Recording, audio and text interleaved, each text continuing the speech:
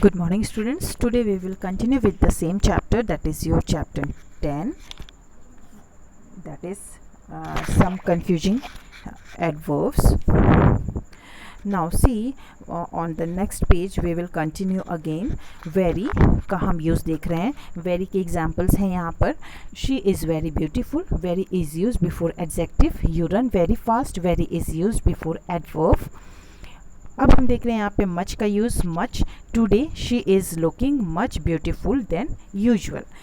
यानी कि यहाँ बात हो रही कि आज वो यूजुअल यानी हमेशा से ज़्यादा सुंदर दिख रही है, which is the comparative degree of beautiful. Nowadays you run much faster than before. Much is used before faster, which is the comparative degree of fast. अब हम यहाँ पे क्वाइट और ऑलमोस्ट का यूज़ देख रहे हैं. Quite means completely, entirely, fully. Quite का मतलब पूरा, कंप्लीट, संपूर्ण रूप से होता है. It is use before adjective and adverb in a sentence. ये एडजेक्टिव और एडवर्ब के पहले सेंटेंस में यूज़ होता है. Almost on the other hand, जबकि almost on the other hand means, almost का मतलब होता है नियरली, दो not fully.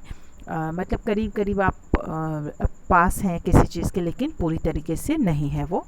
It can be used either before और आफ्टर द मेन वर्ब. ये बिफोर या आफ्टर द मेन वर्ब हम यूज़ कर सकते हैं सेंटेंस में, किसी भी सेंटेंस में, in a sentence. Sometimes it may also come in between main verb and auxiliary. कभी कभी ये मेन वर्ब और ऑक्सिलरी के बीच में भी आता है. क्वाइट का मतलब काफ़ी होता है. मच का मतलब बहुत होता है. तो यहाँ क्वाइट का हम एग्जाम्पल देखेंगे. I am quite comfortable here. Quite is use before adjective. She is working quite hard for her forthcoming examination. Quite here is used before adverb. Now we will see almost. Almost का मतलब लगभग होता है. I almost reached the station in time. Almost is used before main verb reached. They have almost finished their assignments. Almost is used in between have and finished. We submitted the paper almost in time. Almost is used after the main verb submitted here.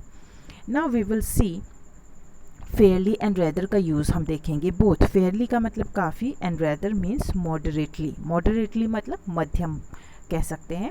but fairly is used before favorable or desirable adjective or and adverbs, while rather is used before unfavorable or undesirable adjectives और adverbs.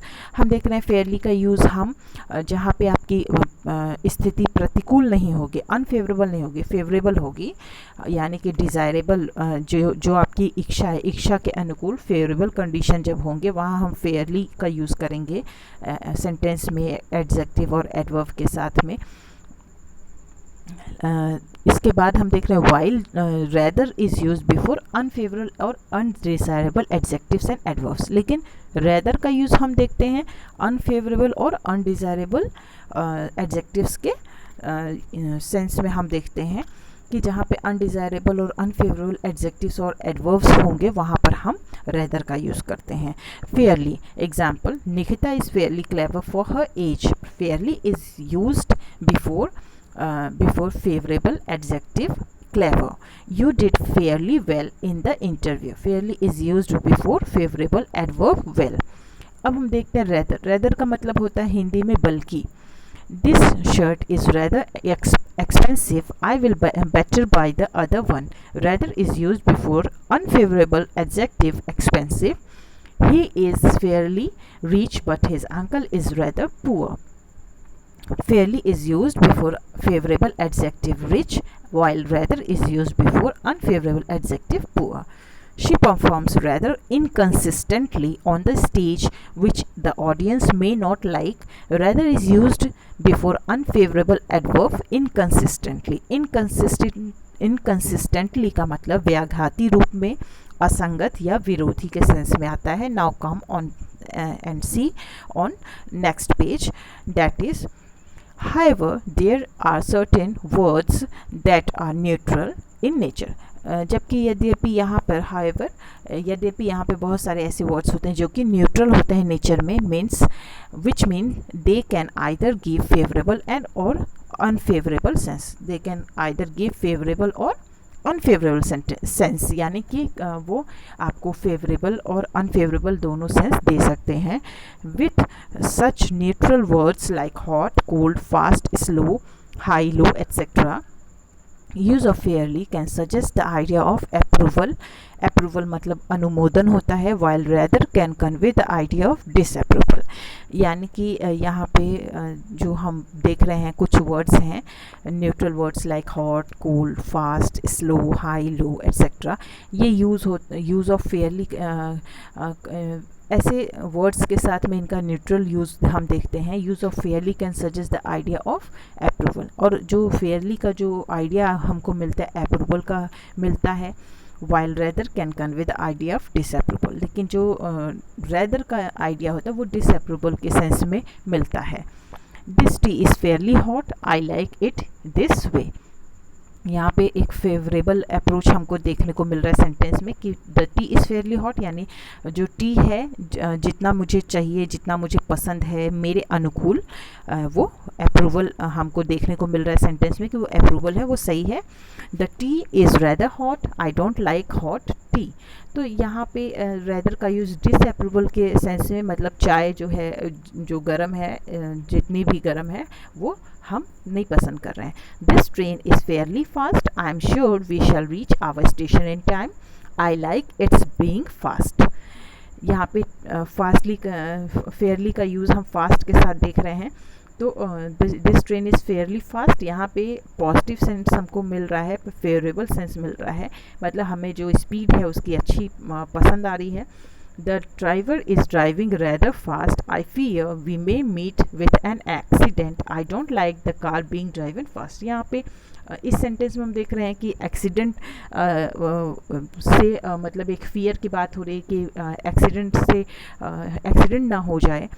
Accident से I fear we may meet with an accident.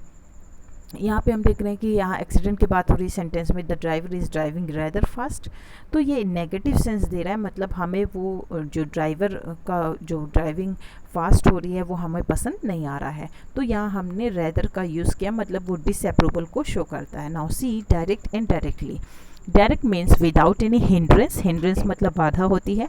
Straight forward यानी सरल, स्पष्ट, ईमानदार।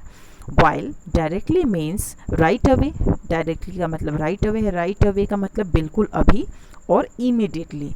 They both convey different meanings in a sentence, ये दोनों different meaning sentence में convey करते हैं। Direct can be used after the main verb in a sentence, while directly can either be used before or after the main verb। लेकिन directly जो है before या after main verb हम देख सकते हैं इसका यूज़ होता है।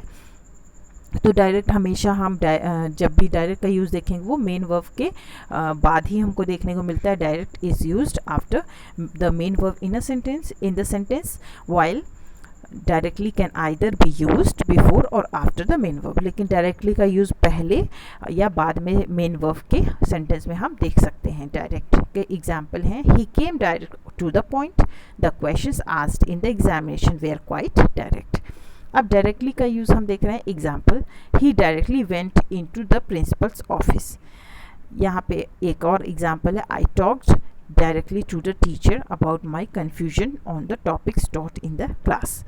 तो हमने डायरेक्ट का यूज़ यहाँ पर देखा कि जो हम डायरेक्ट का यूज़ देख रहे हैं वो मीनिंग हमें जो भी यहाँ पे देखने को मिल रही है सेंटेंस में वो मेन वर्ब के बाद देखने को मिल रही है। और हम the question asked in the examination were quite direct.